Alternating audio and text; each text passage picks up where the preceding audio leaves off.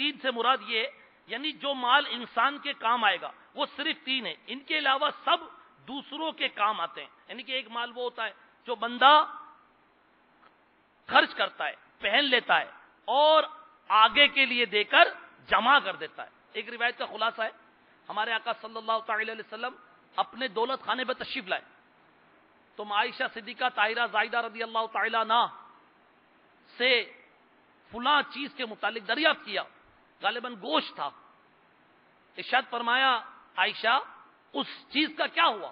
عرض کی آقا اتنا تقسیم کر دیا اور اتنا رہ گیا. ارشاد فرمایا جو تقسیم کر دیا وہ رہ گیا، جو تقسیم کر دیا وہ بچ گیا، اور جو رہ گیا، اللہ کیسی مدنی سوچ عطا فرمائی کہ جو چیز تم نے دے دی وہی چیز اللہ کی بارگاہ میں پہنچ کر ہم نے محفوظ کر لی.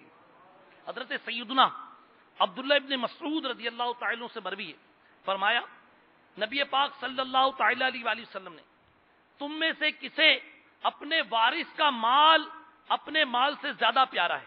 صحابہ نے عرض کی یا رسول اللہ ہم میں سے ہر ایک کو اپنا ہی مال اچھا لگتا ہے. ہمیں وارث کا مال کیسے اچھا لگے گا؟ ہمیں اپنا ہی مال اچھا لگتا ہے. ارشاد فرمایا ہمارے آقا مکی مدنی مصطفیٰ صلی اللہ تعالی علیہ وآلہ وسلم نے تو اس کا مال وہ ہے، یعنی کہ تمہارا مال وہ ہے جو آگے بھیج دیا، اور اس کے وارث کا مال وہ ہے جو تم چھوڑ کر چلے گئے. تو تم نے جو پہلے سے ہی جمع کروا دیا اللہ تعالیٰ کے خزانے میں وہی تمہارا مال تھا، اور جو چھوڑ کر گئے وہ تمہارا مال نہیں ہے. یعنی کون چاہتا ہے میرے پاس مال نہ ہو، میرے عزیزوں کے پاس مال ہو، وہ سب امیر ہو، میں فقیر و کنگال ہوں؟ اس فرمان کا مقصد یہ، لہذا اس فرمان عالی پر یہ اعتراض نہیں کہ بعض لوگوں کو دوسروں کا مال بڑا پسند ہوتا ہے. ایسا کون ہے جو دوسرے کا مال ان کے لیے سنبھال کر رکھے، یعنی کہ دے کر جائے گا کسی اور کو اور سنبھال کر خود رکھ رہا ہے، خود سنبھال کر رکھ رہا ہے، ہر طرح سے اس کی حفاظت کر رہا ہے، اور مرنے کے بعد دوسروں کو دے کر چلا جائے گا. اپنا مال تو وہی تھا جو اس نے مسجد بنوا کر اپنی قبر کو جنت کا باغ بنوا لیا. اپنا مال تو وہی تھا جو اس نے نہر کھدوا دی. اپنا مال تو وہی تھا جو اس نے مدرسۃ المدینہ بنوا دیا. اپنا مال تو وہی تھا کہ اس نے جامعۃ المدینہ میں اپنا حصہ ڈلوا دیا. اپنا مال تو وہی تھا کہ کسی عاشقان رسول کو مدنی قافلے میں سفر کروا دیا.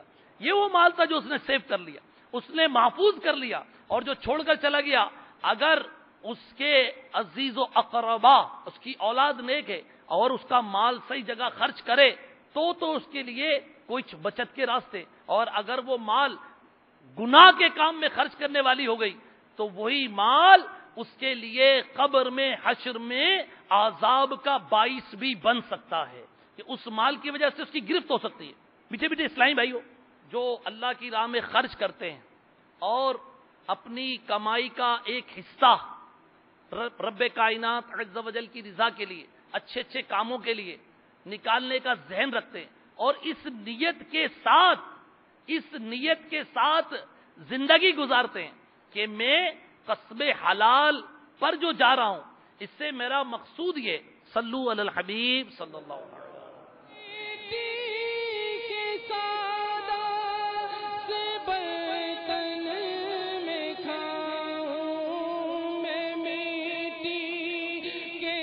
جو لوگ رائے خدا میں مال خرچ کرنے کا ارادہ رکھتے ہیں، جیسے پچھلے دنوں مبلغ دعوت اسلامی مرکزی مجلس شورا کے نگران نے یہ بات ارشاد فرمائی، ہم اپنی اولاد کو پالتے ہیں لیکن ذہن کیا ہوتا ہے کہ اس اولاد کو پال کر میں اپنے بڑھاپے کا سہارا کر رہا ہوں.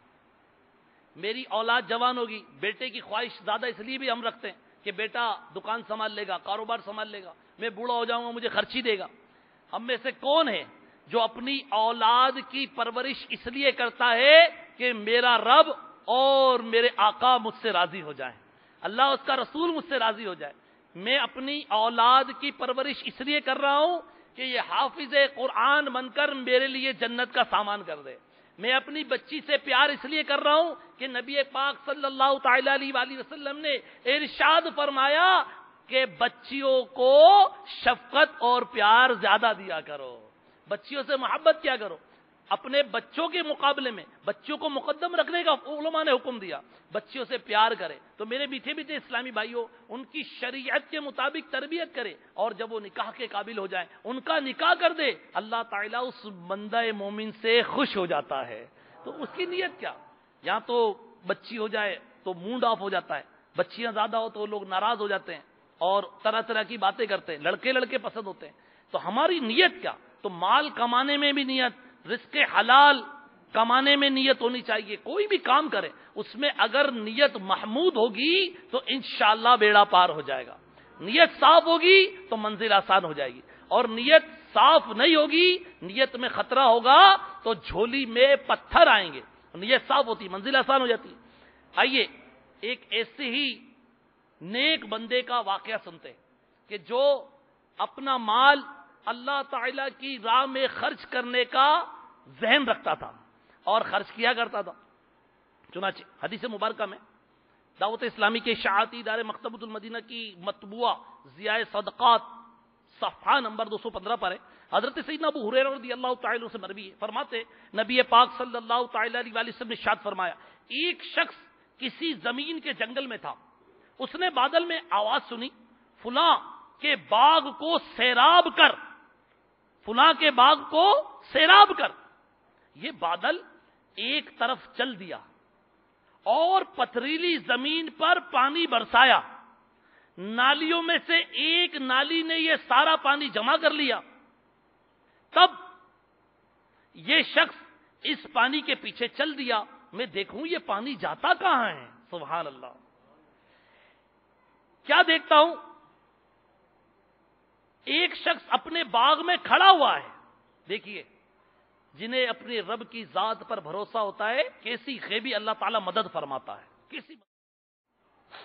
ایک شخص اپنے باغ میں کھڑا ہے، بیلچے سے پانی باغ میں پھیر رہا ہے.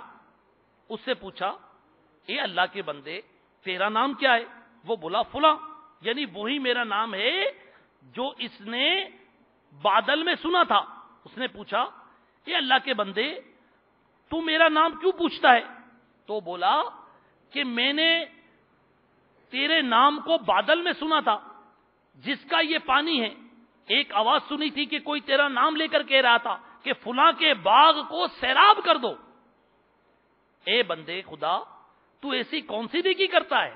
وہ بولا کہ جب تو پوچھتا ہے تو میں بتاتا ہوں کہ میں اس باغ کی پیداوار میں غور کرتا ہوں، اس کے 3 حصے کر لیتا ہوں. ایک حصہ اللہ کی راہ میں خیرات کر دیتا ہوں اور ایک حصہ اپنے بال بچوں پر خرچ کر دیتا ہوں اور تیسرا حصہ دوبارہ اپنے کاروبار میں لگا دیتا ہوں. سبحان اللہ. اس نیک بندے کی کیسی عزت افزائی کی گئی کہ پانی ایک پتھریلے علاقے پر برسایا گیا، پھر اسے ایک نالی میں جمع کیا گیا، اس نالی کے ذریعے اس کے باغ میں پانی پہنچایا گیا. خود بادل اس باغ پر نہ برسایا گیا جیسا کہ وہ گناہگار جو ایک بستی میں کسی عالم کے پاس توبہ کرنے جا رہا تھا، راستے میں مر گیا. رب تعالیٰ نے حکم دیا کہ یہ جس بستی سے قریب ہو اسے اس کے احکام پر اٹھایا جائے. جیسا کہ وہ 99 آدمیوں کا قاتل تھا، اس کا بھی واقعہ یہ ہے کہ وہ نیک لوگوں کی طرف جا رہا تھا.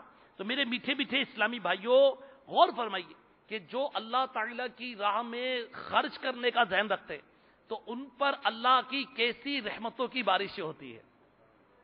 حضرت سیدنا ابو ہریرہ رضی اللہ تعالی عنہ فرماتے جب کوئی بندہ مر جاتا ہے تو فرشتہ کہتا ہے اس نے آگے کیا بھیجا، اور لوگ کیا کہتے ہیں؟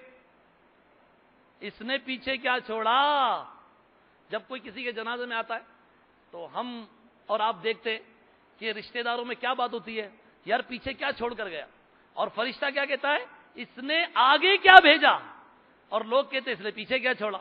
اللہ، کتنا مختلف ذہن ہے ہمارا. ہم پیچھے کی بات کرتے ہیں اور ہر بات ہونی آخرت کی چاہیے، آگے کی ہونی چاہیے، اور ہم پیچھے کے متعلق سوچتے ہیں. پیچھے پیچھے اسلامی بھائیوں، دعوت اسلامی کے اشاعتی ادارے مکتبۃ المدینہ کی مطبوعہ ضیاء صدقات کے